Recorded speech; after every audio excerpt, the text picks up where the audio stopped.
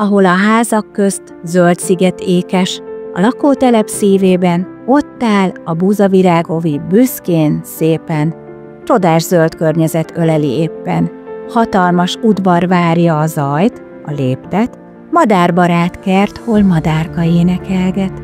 Örökös zöld óvoda, friss levegője tiszta, klímanócska óvja, nem is bízza másra. Kupolás teteje messziről is látszik, mintha egy kedves kis gomba bújna a házakból ki. Környezettudatosságra nevelnek itt szívvel, a természet kincseit óvják nagy figyelemmel. Tehetséggondozás zajlik sokféleképpen, bábbal, mozgással, vidám fürkészéssel. Kiskutatók lesnek a fűben nagyítóval, mások gólt rúgnak a hálóba labdával.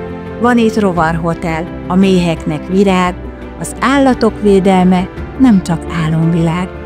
Gyere közénk játszani, mi itt várunk rád. A varázslat veled folytatódik tovább.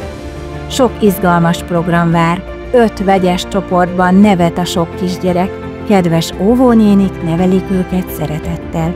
Reggel, mikor a nap felkel aranyosan, megérkezik a sok kisgyerek vidáman. Ölelés várja őket, kedves meleg szó, szeretetteljes, elfogadó, bátorító. Délelőtt mesehallgatás a puha szőnyegen, óvónéni mesél, énekel szeretettel. Délután jönnek a szülők, szépen hazamennek a gyerekek, de tudják, hogy holnap újra eljöhetnek, mert a búzavirág nem csak egy óvoda, hanem egy kis édenkert, a gyermekek csodája, hol a szeretet virágzik, a tudás gyökerezik, s minden kisgyermek boldogan szárnyal és teljesedik.